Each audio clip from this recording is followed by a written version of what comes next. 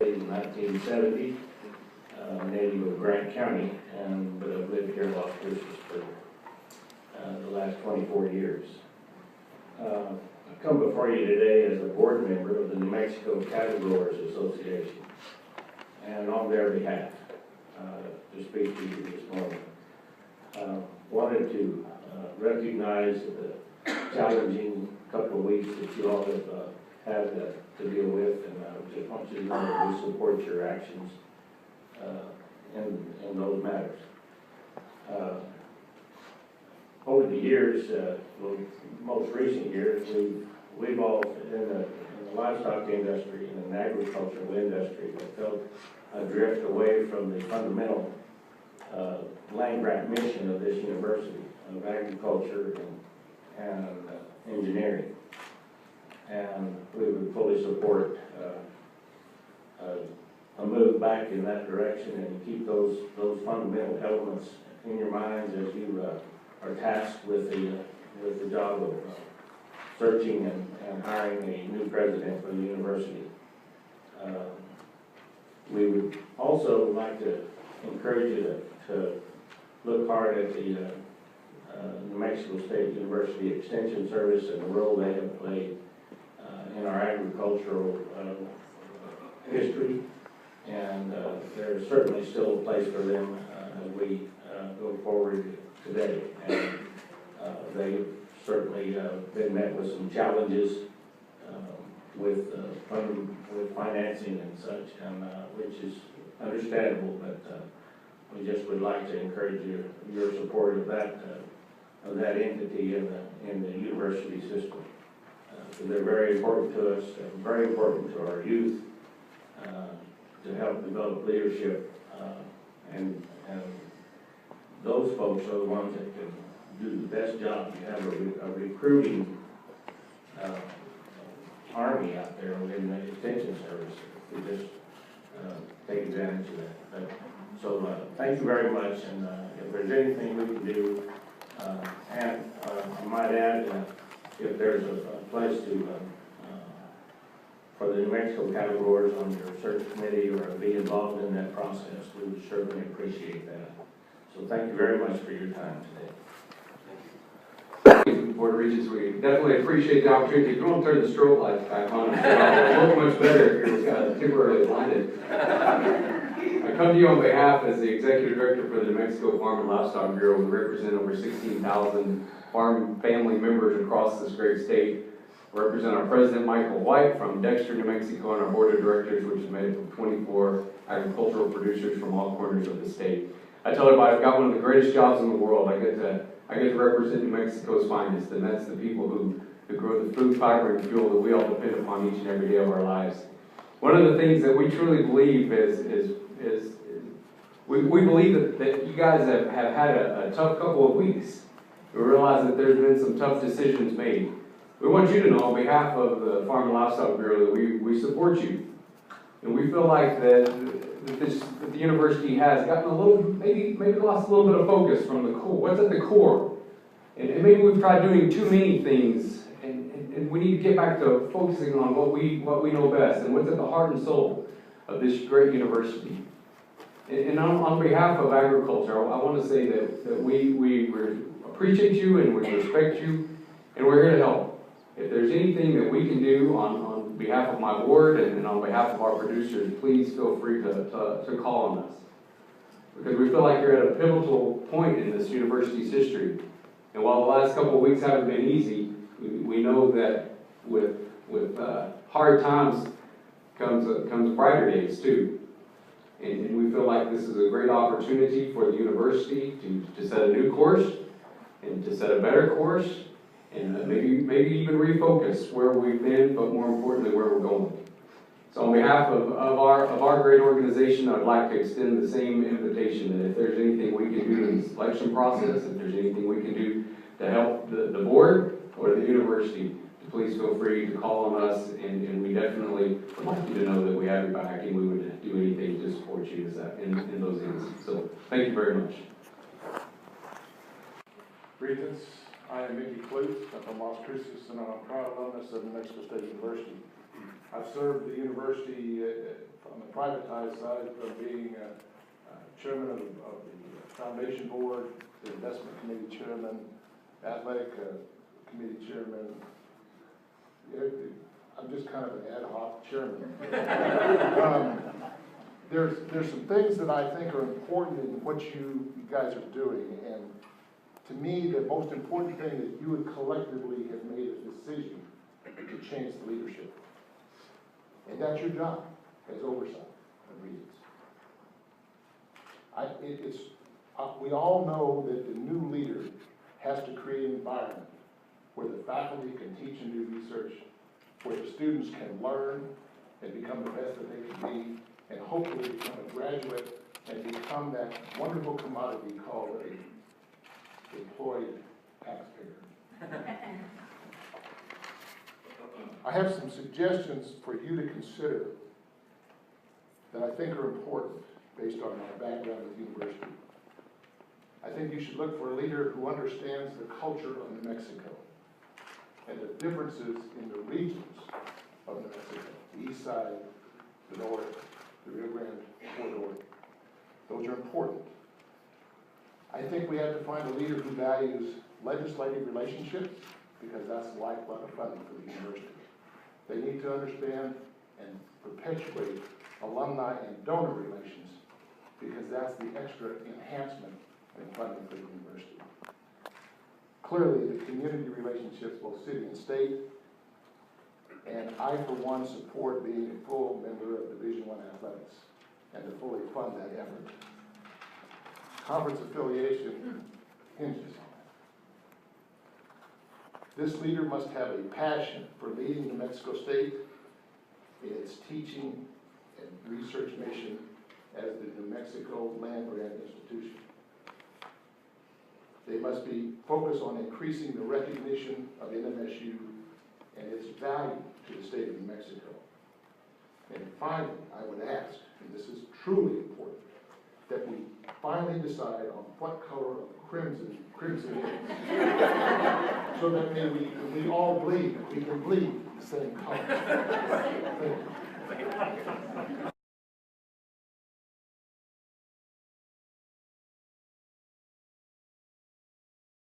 Thank you, Board of Regents, for letting us come today. My name is John Papin. I'm a lifelong resident of Las Cruces. I'm an alumnus of New Mexico State University. I have also, like Mickey, served on the foundation board, the athletics fundraising board, and participated in many things this fine university does.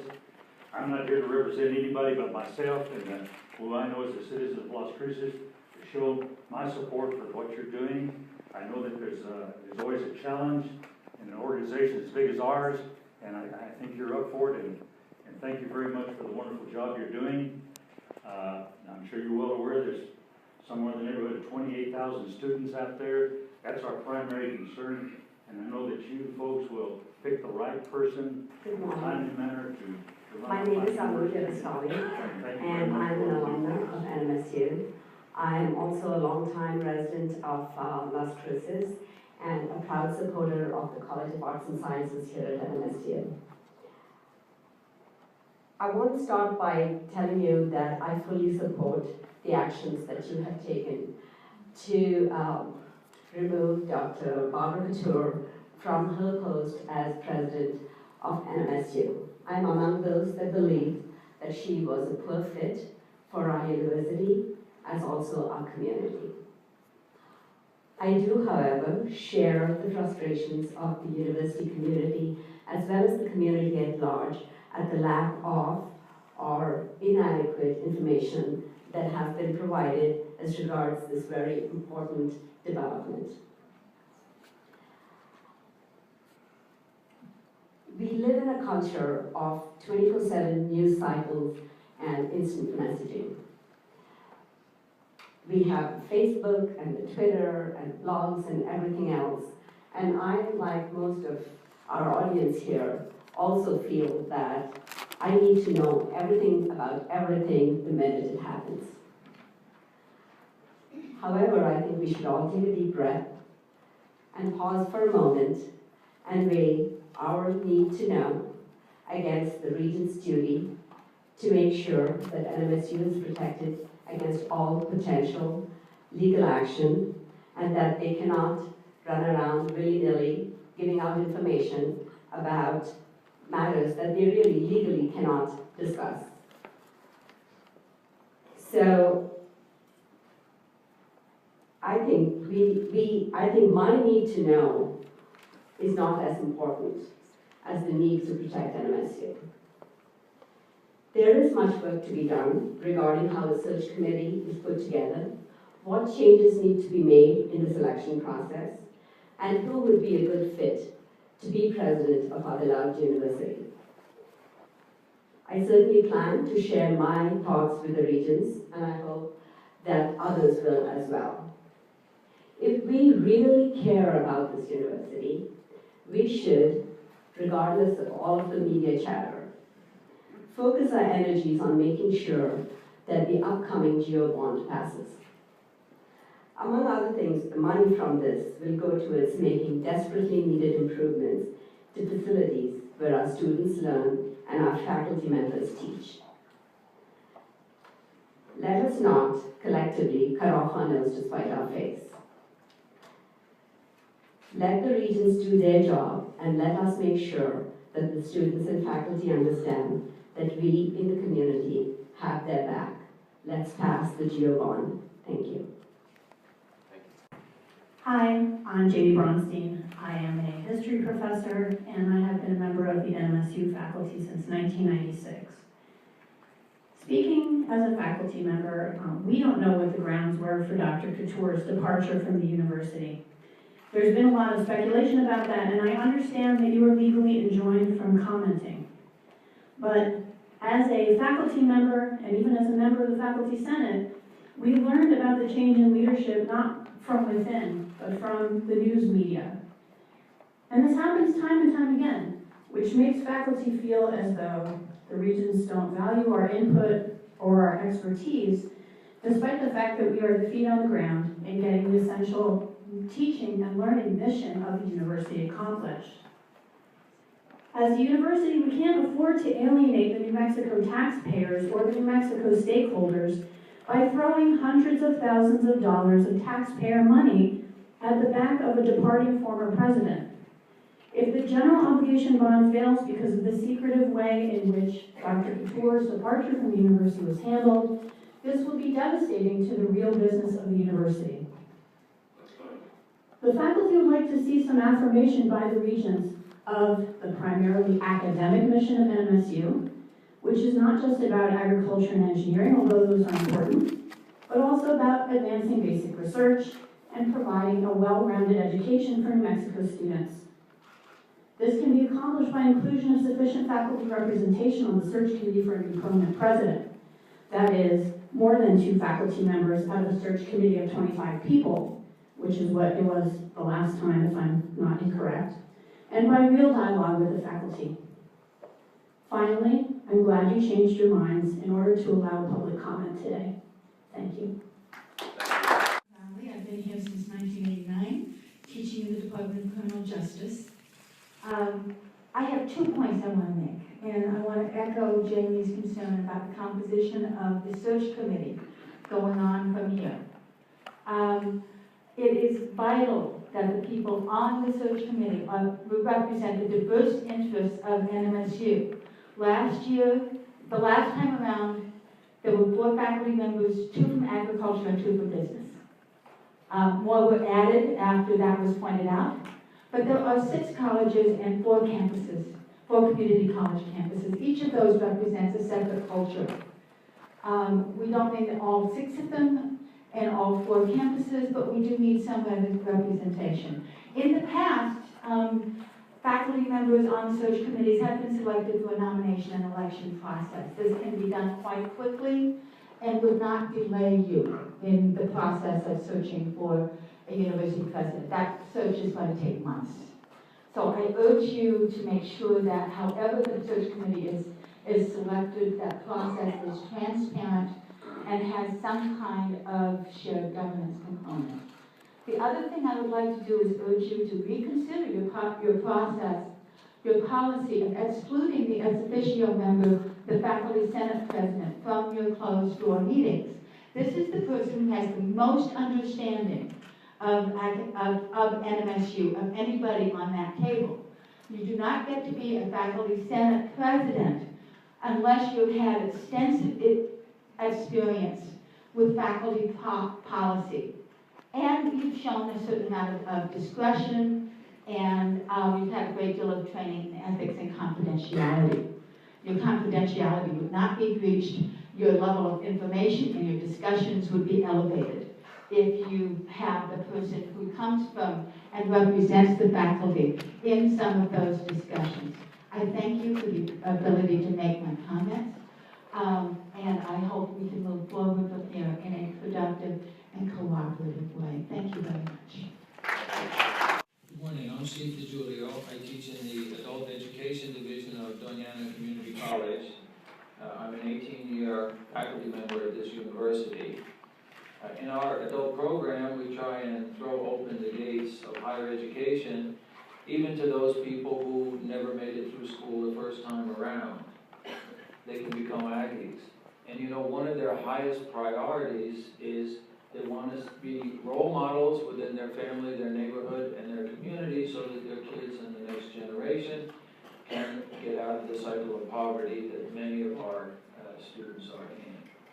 I just have a short suggestion. I want to thank the Regents for everything they're doing, especially when things get tense and out of hand, as they inevitably will.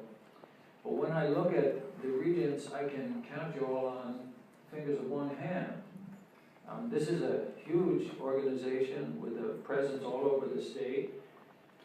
Large state universities can have 20 or 30 regents or boards of directors. And with that many hands on deck, a lot more possibilities are there for addressing your responsibility of oversight. Not waiting till things reach a crisis state. You could have subcommittees. You could have committees directed at different areas, the athletics, instruction, community colleges, etc. And I don't mean for a minute to suggest that you should manage the college. That's the sole job of the chief executive.